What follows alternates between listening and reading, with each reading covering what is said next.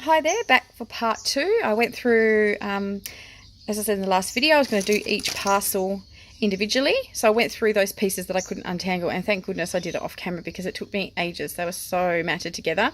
And I've laid out the necklaces, and then there was these little pieces too, which I'll just show you quickly. There's like a little hat pin, pair of the screwback earrings, which were the culprits that were tangling it all together. And then there is a little pendant. And I think this was a stone that was missing from a brooch. There's the back of a pin, the brooch that was broken, which I might be able to glue back on. And then there's this chain, which a really old chain, which could actually be gold. So if I will give it a test. It's a very old little barrel clasp one. Then I will show you the necklaces. These ones are just costume. This one's really lovely actually. It has, I don't know if you can see, it has a peacock in it. Just a little gold tone one on what looks like a gold tone chain. There's this one, which is not vintage, it's just modern. Little tassel necklace, just silver tone. There's this one, which is actually a lovely stone. It's a natural stone. I don't know what it is, but I had a quick look as I was untangling because I had to undo the clasps. And this one is actually marked sterling. So you can see it there. So that one's a nice, quite heavy sterling silver chain with a natural stone. Then there is this pendant, again, which is a natural stone. It actually looks like it could be clay, or unless it's just a natural form stone. And this is on a chain that I don't think is gold. I think it's just gold plated, but I will take a closer look at it because the little mount on here looks like it might be gold. So yeah, I'll have a closer look at that. I hope the lighting's okay out here.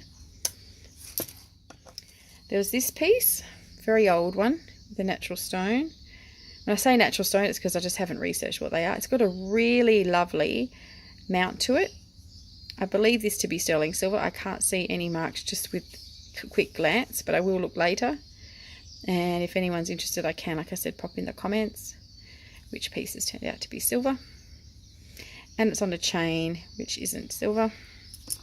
And then there's this lovely like 1950s pendant, again with a stone, not silver, just a costume pendant. So yeah, I popped all the pieces from the last lot into this tray and took some photos of it, which I can add into the last video. So I'll just pop those in there. So that was the first one, and then now we'll start on the second one. Hopefully it won't have as many necklaces and it won't be as big a giant tangle mess. Actually, I'll do the smaller of them because it had the necklaces from the last one. Let's keep this open. It's like Christmas.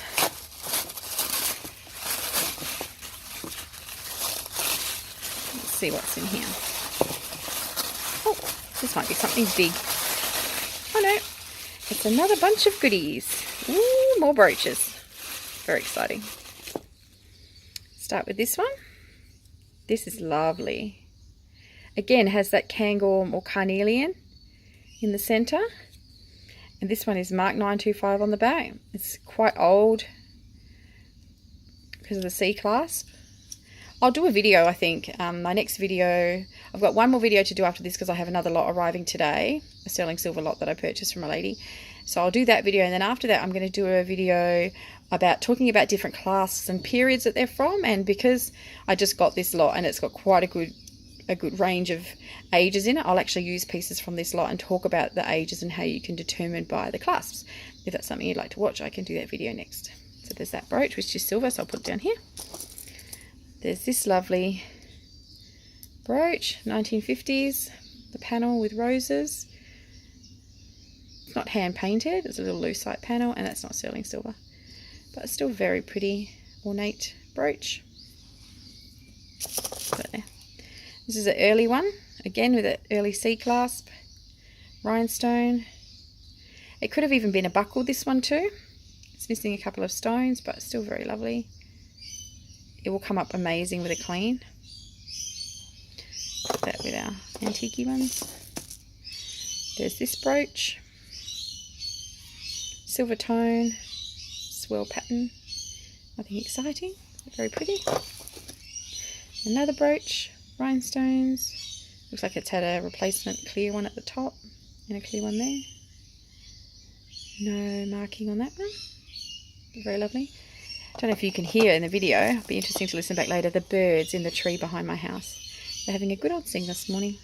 It's lovely out here. This one has, it feels like plastic, but I'll have a test of it and see if it's a natural stone, like a amber citrine in a brass mount. Very pretty. This one's got some nice brooches in. Can't see any marks on this one. Looks like 1950s by the clasp. Sorry, my camera's decided to have a wobble. This one actually, I don't know if you can tell from the lighting, but it's actually a green stone. Looks like New Zealand green stone. Very nice. I can do a video at the end with them all cleaned up if that's something you'd like to see as well. Give them a clean, actually show you how I clean them. If that's something you'd like to see, I can feel myself cleaning this a lot. Let me know in the comments. This one I think looks like it would have had something dangling here. And there's obviously a stone missing from the middle side. It's that same designer as the pieces in the first lot. So, I don't know. Still going to do some research. It needs a very good clean. There's this other brooch here, which has like dangling chains. With a lovely green stone.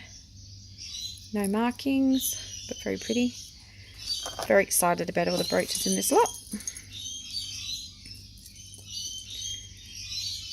This one here, it's got a little tangle. Hopefully we're not going to have too much trouble with tangles with this lot. Spoke too soon.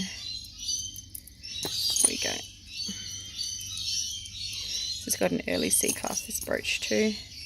Very old, it's got a lot of verdigris on the back, which is that green. That's missing one here. It's got little lucite panels and some rhinestones. Very old, very, very worn. Condition is a huge thing with vintage jewellery. I'm really fussy with my own personal collection that I make sure that I keep them in really good condition. A lot of these pieces will end up either in my collection or I will donate them back to op shops.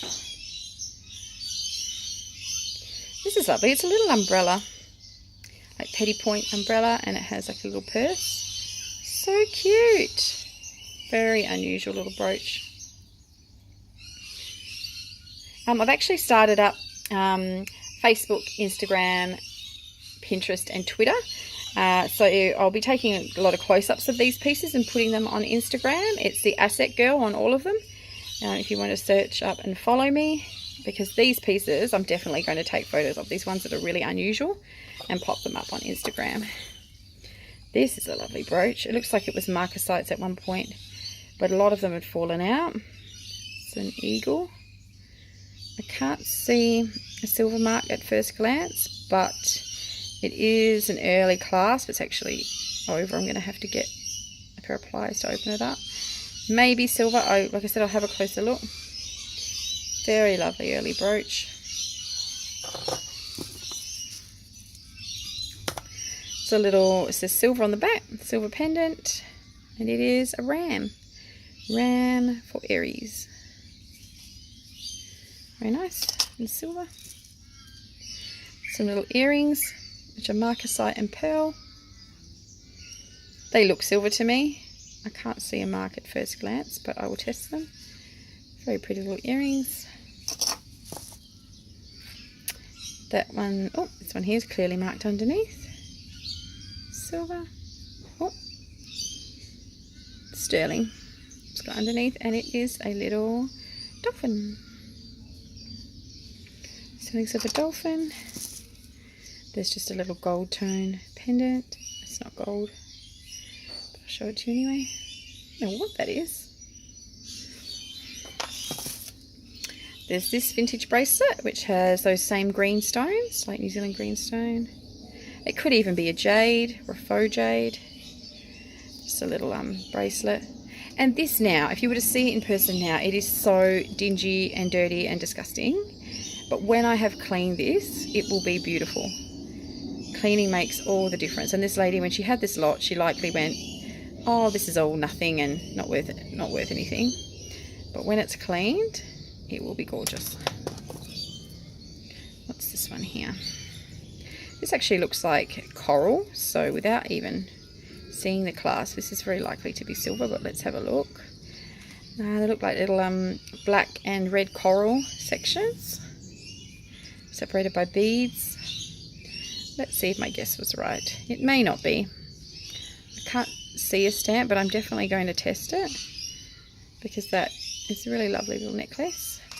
And this is the piece, I don't know if you remember in the last video I said that what attracted me to this lot was that I saw a sterling silver bracelet with silver charms, and I saw this little bag that had Australia on it, and from what I can see they look silver.